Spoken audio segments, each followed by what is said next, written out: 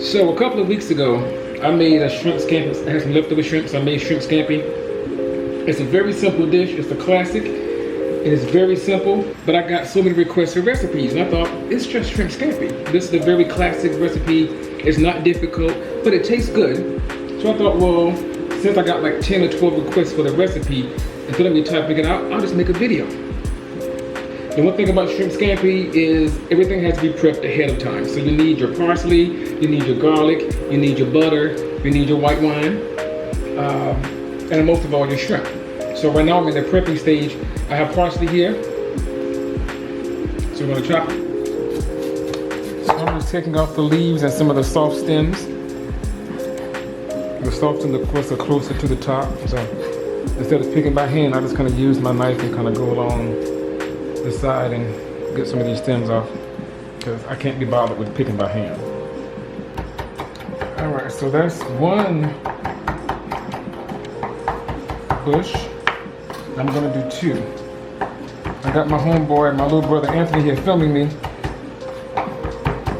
Let's go. I'm gonna check him out on Serving Sterling. So that's one batch. I'm using it a lot because frankly, I like parsley.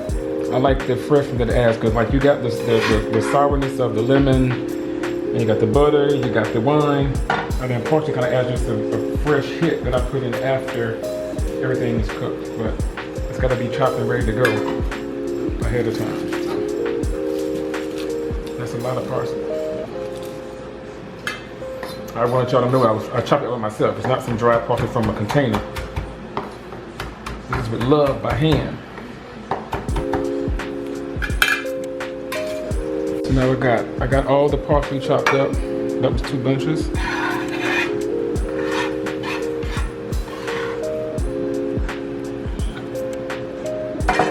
All right. Now, for this dish, I think the last time I did it, I used about a pound of shrimp, and I used about that much garlic. I'm only gonna do that.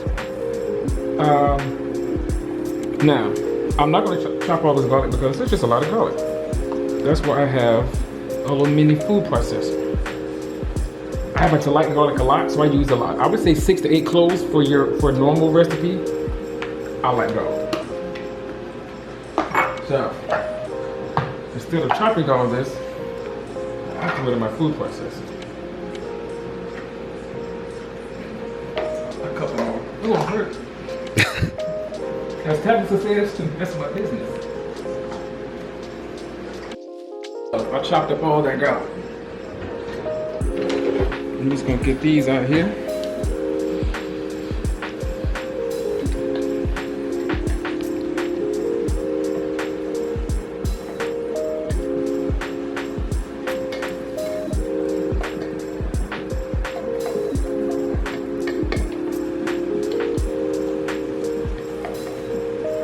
So this thing is a lifesaver. If it were 1 or 2 cloves, I would chop myself, but that many? Nah, G. Rosé break. I got my parsley. I'm gonna grab some crushed red pepper flakes. I just wanna have it handy and I'm ready to go. Butter. Got about 4 tablespoons.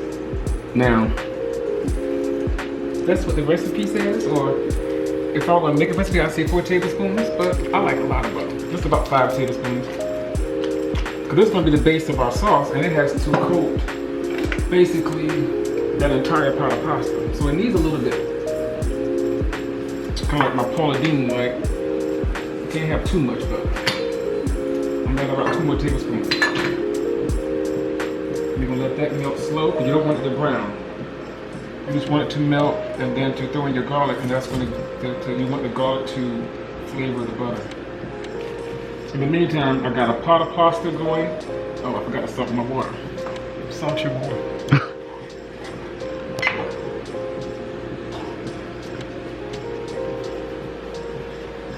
Now normally the recipe calls for linguine, and that's fine, it works. I happen to prefer spaghetti in this particular dish. They just hold up better, they're a little thinner. I don't know, I like it better. It won't make it taste different, I just like spaghetti better than linguine. That's all. I can't be bothered. All right, butter's melting, pasta going.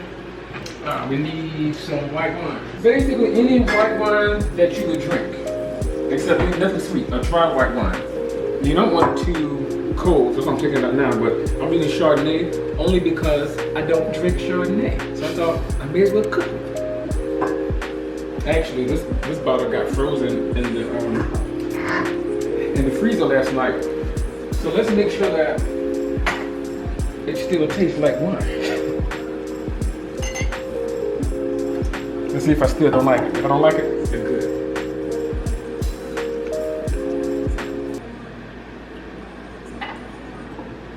I'm not gonna use it. Why? Because it's too sweet. I'm gonna switch to a Sauvignon Blanc. Chardonnay, I have to make the ice cube or something. So I'm not gonna do it. The main ingredient, fresh shrimp. Peeled, deveined. That's about 2 pounds, 1.5 pounds. Or 1.5 pounds of pasta. As you see, the butter starts to melt.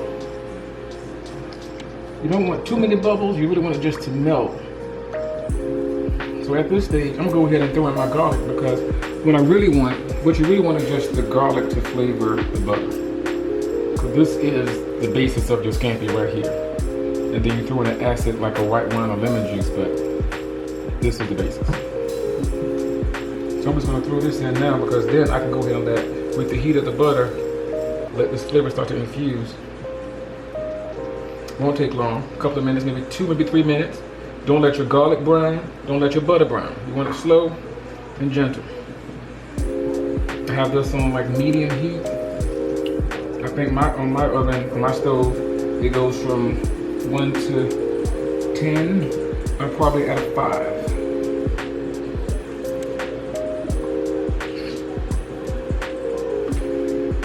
When the butter is fully melted, that's when I'll add in the crushed red peppers. I add them in now because I also want the heat to be infused into the butter, not just sitting on top of the pasta. So I'm using heat to draw out flavor. I use a good palm full. I like heat, but you put how much you like. I like it for heat and the color, frankly, but mostly for the heat. Now this is the part, at this stage, this goes for another, 1 to 2 minutes. Now the butter starts to sizzle. It's becoming clear. You don't see the fats in there anymore.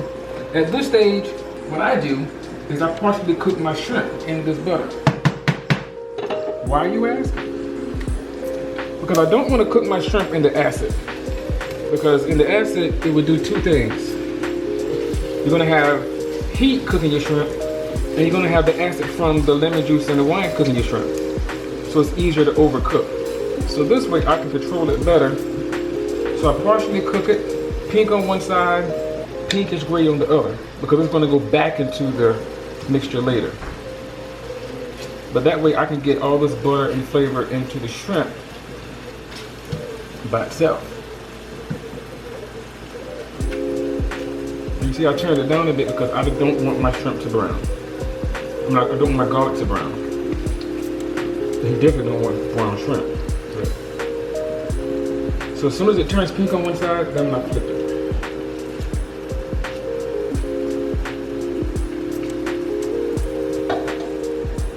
And I guess here I could also go ahead and season them.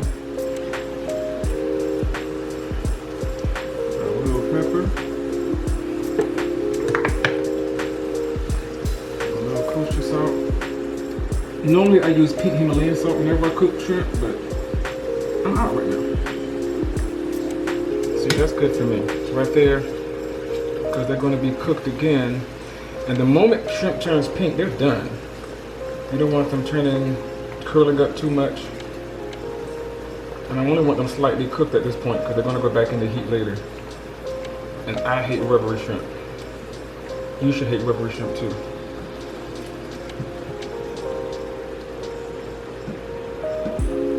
And I have 2 batches to make, so that's 1 batch. That's a quick flip. By the time I get into the bowl for the cooked shrimp, they're ready to come out. Boom. So these come out. Try to get the shrimp only and not the garlic, because you want the garlic to stay in, because you still got a sauce to make. I gotta move fast because as these shrimp sit here, they continue to cook. And so is my garlic. And I definitely don't want brown garlic. It becomes bitter. It changes the look of your dish, the flavor of your dish. So I think that's part of what makes this more difficult. It's not the ingredients, it's just simply the amount of attention and being so particular with the amount of heat. Check on my pasta. 8 minutes in salted boiling water, slightly al dente. Everybody wants some soggy pasta. I'm gonna try one.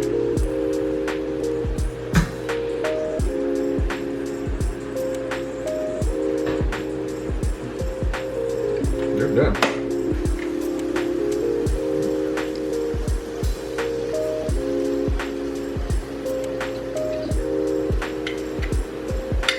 Now typically, if you're using lemon in anything, you want to use the zest also. In my case, I actually don't want it to be too lemony. So I'm not using the zest. But otherwise, oh, there's a lot of juice in there.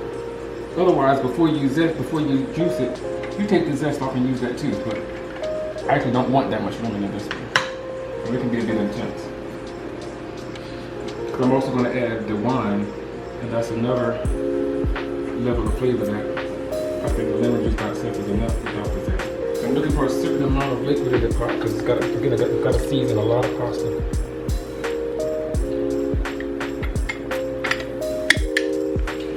So let that go. So this is 1.5 juice of 1.5 lemon. Normally I reserve at least a cup of white wine for this dish, but I never use a full cup. I just kind of pour until I feel like I got enough liquid in my pan. About a half a cup. And so basically that is your scampi. Let this come to a simmer. Let these flavors meld. Let that alcohol kind of burn off a little bit. At this point we're going to season the sauce, salt and pepper. Simple. So friends, that's your scampi sauce. What makes a shrimp scampi? That's shrimp. That's it. We're gonna turn this back up to around 6. Bring it up to a simmer. Let it simmer for about 3 to 5 minutes, I would say, once it starts bubbling. And then I'm gonna come back in with the shrimp and the parsley and the pasta, and then we got scampi. All right, I'm gonna take a rosé break.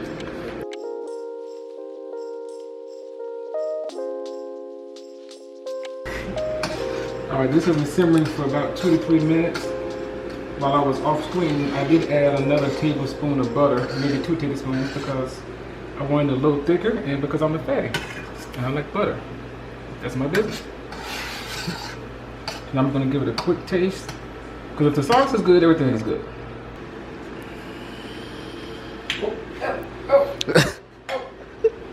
That is good. Now, this is 1.5 lemons in here. With the juice of 1.5 lemon. It is really lemony. I'm gonna cut it by adding a little more wine. Just a little.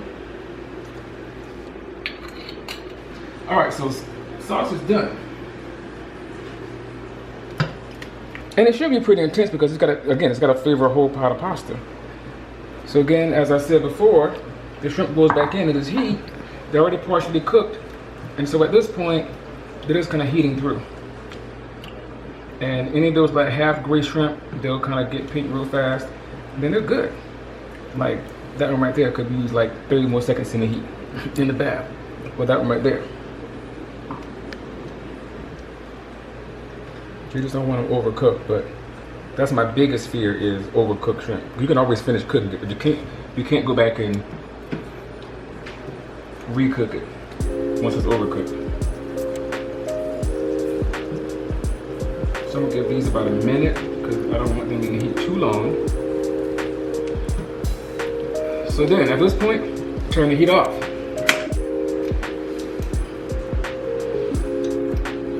I'm gonna grab my cooked noodles.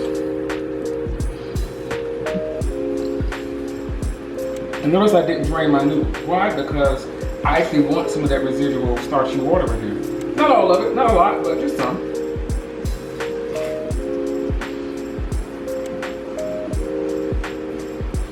Just some to help the scampi sauce coat every single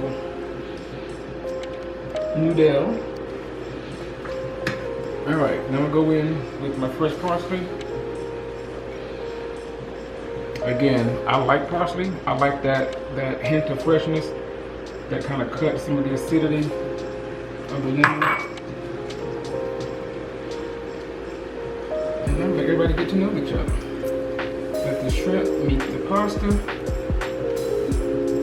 Let the garlic meet the parsley.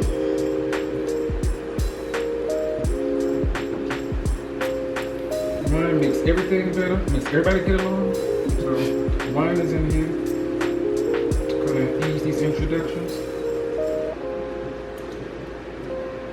And one thing I like about this dish, what I like about it, this is me. I'm a very aesthetically inclined person.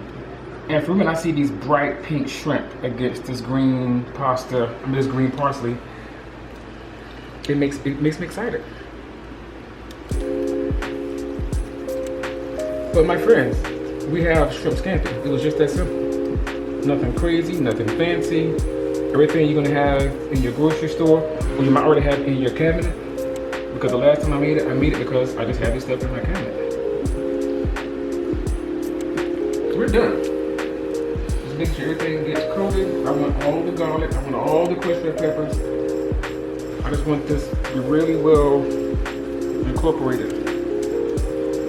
So when you serve a heaping bowl full, you want every strand to be coated with the scampi sauce. I'm trying to lose some of the shrimp up to the top because the bottom is still hot. And I don't want that shrimp to keep cooking down there. Friends, family, shrimp scampi. We're done. Let's taste. Hello everyone, I'm the cameraman. That's little brother Anthony, aka Serving Sterling. Serving Sterling, man. This smells delicious, looks delicious. So normally Sterling is rating restaurants and service. In this case, he's rating the cook.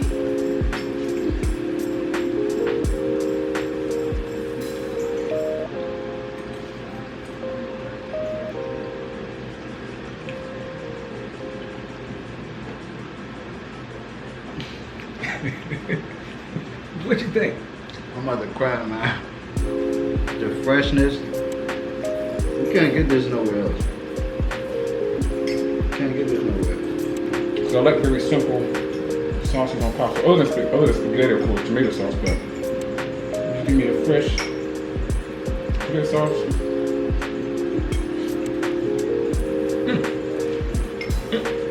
You did that. It's easy, it's quick, nothing complicated. The hardest part is prep. And once you got your prep work done, you're ready to go.